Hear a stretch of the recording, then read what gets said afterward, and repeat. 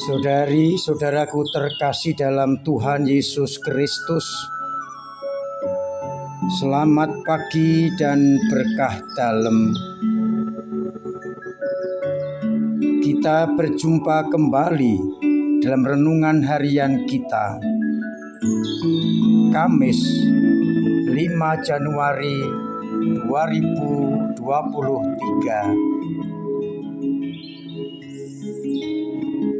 Pada hari ini kita juga berdoa untuk Paus Emeritus Benediktus ke-16 yang akan disemayamkan hari ini. Bacaan sebagai bahan permenungan diambil dari surat Yohanes yang pertama bab 3 ayat 11 sampai 21. Yohanes mengingatkan kepada kita sudah berpindah dari maut ke dalam hidup karena kita mengasihi saudara kita. Itu berarti kita selalu ada bersama dengan Allah. Kita diajak saling mengasihi karena kasih datang dari Allah. Sedangkan setiap orang yang membenci saudaranya, dia datang dari roh jahat. Sedangkan pada Injil Yohanes bab 1 ayat 43 sampai 51, kisah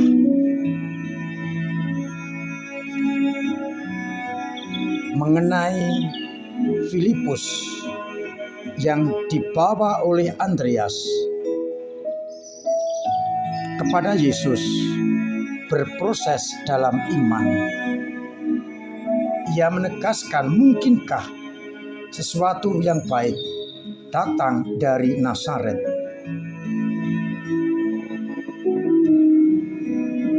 Kata Filipus kepadanya, mari dan lihatlah.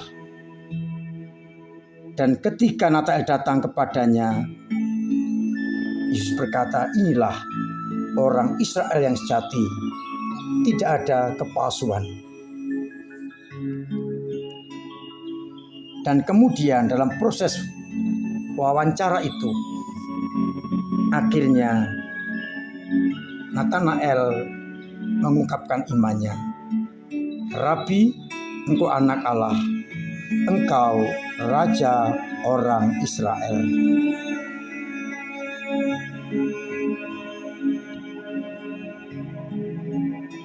Yesus menjanjikan kepada mereka yang percaya bahwa akan melihat yang lebih besar, langit terbuka dan malaikat Allah turun naik kepada anak manusia.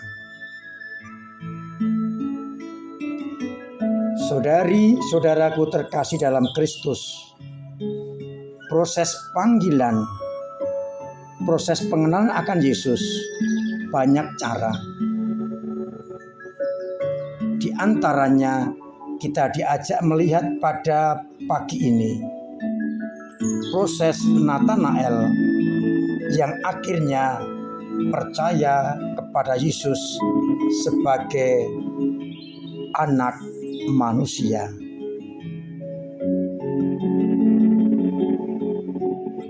Natanael sebagai orang yang sungguh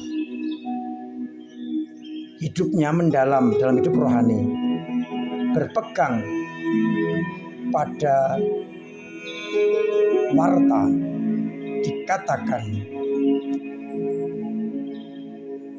dari tempat lain tidak akan ada yang datang yang baik. Maka ketika ia dibawa oleh Filipus dan berkata, kami telah menemukan dia yang disebut oleh Musa dalam kitab Taurat dan oleh para nabi, yang Yusuf dari Nazaret, Natanael terkejut mempertanyakan, mungkinkah sesuatu yang baik datang dari Nazaret? Ini karena ia betul-betul mempelajari, menghidupi Taurat-Taurat yang menegaskan tidak ada yang baik datang dari Nazaret. Namun Filipus mengajaknya, mari dan lihatlah. Dan ketika berjumpa dengan Yesus, Natanael berubah pola pikirnya. Rabi, engkau anak Allah, engkau raja orang Israel. Perjumpaan pertama dengan Yesus membuat Natanael berubah pikiran. Yesuslah Rabi yang dinanti-nantikan. Dialah anak Allah yang akan menjadi raja orang Israel. Pengenalan yang ini cukup bagi Natanael, karena kemudian nanti kalau kita dan Natanael bertemu dengan Yesus, hidup bersama dengan Yesus, dijanjikan engkau akan melihat langit terbuka dan malaikat-malaikat naik kepada anak manusia. Artinya kita akan melihat lebih besar hal-hal yang dibuat oleh Yesus untuk meyakinkan siapa Dia. Dialah anak manusia, anak Allah yang akan turun ke tengah-tengah dunia. Proses beriman terus berjalan, maka kita tidak pernah boleh mundur. Dan orang yang beriman akan Yesus akan hidup bersama Yesus, dan akhirnya ia diubah dari kehidupan maut menuju kepada kehidupan yang kekal, yang dinampakkan sebagai murid-murid Tuhan dengan mengasihi sesamanya, saudaranya. Oleh karena itu, kalau kita benar-benar mau mengikuti Yesus, cirinya salah satu adalah mencintai saudara, saudari, dan sesamanya. Dan kalau kita hidup di dalam persaudaraan kasih, hidup dalam Yesus Kristus, maka hal-hal yang lebih besar akan diberikan kepada kita. Oleh karena itu, kita memelihara iman agar tidak hilang, sehingga semakin kita mengenal Yesus, semakin banyak hal yang akan kita lihat, atau lebih tepat diperlihatkan Tuhan kepada kita, sehingga kita semakin mengasihi saudara-saudari, sesama, dan orang-orang yang tinggal bersama dengan kita. Mari kita cermati nasihat Yohanes ini, agar kita menunjukkan kualitas hidup sebagai anak-anak Allah dengan mengasihi sama kita, saudara-saudari kita, dan semua orang yang diberikan Tuhan kepada kita, sebagai bentuk bahwa kita semakin beriman mendalam dan tinggal bersama Yesus, sehingga hal-hal yang lebih besar dalam perimanan kita akan kita terima. Semoga Tuhan memberkati usaha dan perjuangan kita di dalam mengikuti Tuhan kita Yesus Kristus. Tuhan memberkati kita sekalian. Amin. Marilah kita berdoa. Saudari-saudaraku terkasih, Allah Bapa begitu mencintai kita. Ia menjaga kita, membimbing kita, dan menempatkan semangat kasih dalam hidup kita. Semoga Ia senantiasa membawa kita kepada kekudusan, tinggal bersama Dia dan mencintai sesama. Ya Tuhan, kuatkanlah iman kami, agar kami semakin menampakkan cinta kasih-Mu kepada orang-orang yang Kau berikan kepada kami. Bantulah umat kami yang lemah, kuatkan imannya. Yang sakit sembuhkanlah, yang beban berat ringankanlah, yang punya persoalan hilangkanlah persoalannya, dan yang punya kesulitan ekonomi biarlah Kau bantu lewat samanya. Kami juga berdoa untuk umat-Mu yang kena musibah banjir. Semoga banyak orang membantu mereka sehingga mereka tetap merasakan cinta kasih-Mu lewat sesamanya. Kuatkan mereka dan semoga banjir segera teratasi. Bapa, kami juga berdoa untuk Nawanto yang sedang sakit. Semoga Engkau sembuhkan, Engkau jagai, Engkau kuatkan. Akhirnya boleh mengalami kesembuhan dan sukacita bersama keluarga. Kuatkanlah dia dan beri semangat untuk terus bangkit, hidup baru dalam kesembuhan. Dan semoga Engkau senantiasa membimbing, memberkati kami semua dalam nama Bapa dan Putra dan Roh Kudus. Amin. Saudara-saudaraku terkasih, hari ini bersama seluruh gereja Keuskupan Semarang, kita mendoakan Paus Emeritus Benediktus ke-16. Ekaristi hari ini pagi tadi diwujudkan untuk itu.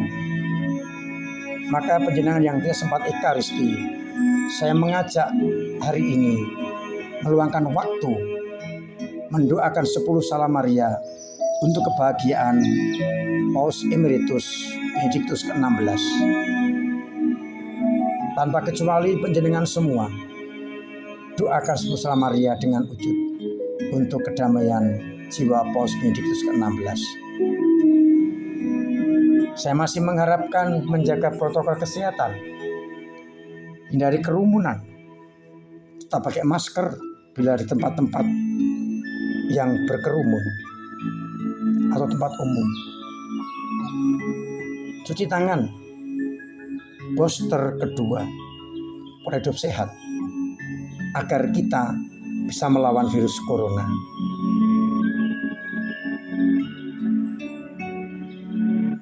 Terima kasih kepada gereja dan pembangunan gedung serbaguna dengan cara penyelenggaraan masing-masing. Terbukti membuat gereja telah bisa mengadakan pelayanan. Untuk membantu teman-teman kita yang kena musibah banjir, gereja membuat kebijakan demikian, Gereja Kudus. 2 minggu ke depan atau selama masih ada banjir ini, kita akan menyediakan nasi bungkus yang ditangani oleh lingkungan yang terdampak banjir. Keuangannya dari paroki. Maka panjenengan yang ingin ikut ambil bagian dalam menyediakan nasi bungkus bisa diwujudkan dengan cara menyumbang lewat paroki. Bisa langsung kepada saya, bisa masukkan ke dalam amplop ditulisi korban banjir dan dimasukkan ke dalam kotak. Bisa lewat QR dengan barcode-nya atau dengan transfer dengan kode tertentu di belakangnya supaya tetap bisa terkontrol. Seminggu 2 minggu kita masih akan memberi nasi bungkus. Setelah itu donasi akan diwujudkan dengan hal-hal yang diperlukan untuk pasca banjir. Misalnya pel, kebersihan rumah tangga, dan sebagainya. Oleh karena itu, panjenengan yang ingin menyumbang itu juga bisa tetap lewat dana dimasukkan ke kota atau langsung ke gereja. Bisa juga nanti menyumbang alat-alat yang diperlukan, akan di-list nanti setelah banjir agak mereda untuk bersih-bersih rumah dan sebagainya. Oleh karena itu sekarang bisa donasi dengan uang untuk membantu air bersih maupun keperluan nasi bungkus dan susu atau apa yang diperlukan untuk anak-anak. Semoga dengan demikian kita sungguh hidup bukan dalam maut, tapi dalam kehidupan, karena kita mengasihi saudara-saudari kita. Mari kita wujud nyatakan hidup sebagai satu saudara. Gereja tetap membuka tangan untuk menerima bantuan yang kita salurkan lewat nasi bungkus, lewat air bersih, lewat susu dan macam-macam yang diperlukan untuk anak-anak. Pasca banjir akan kita wujud nyatakan dengan barang-barang yang akan di-list. Akhirnya selamat pagi, selamat merenungkan, salam sehat. Tuhan memberkati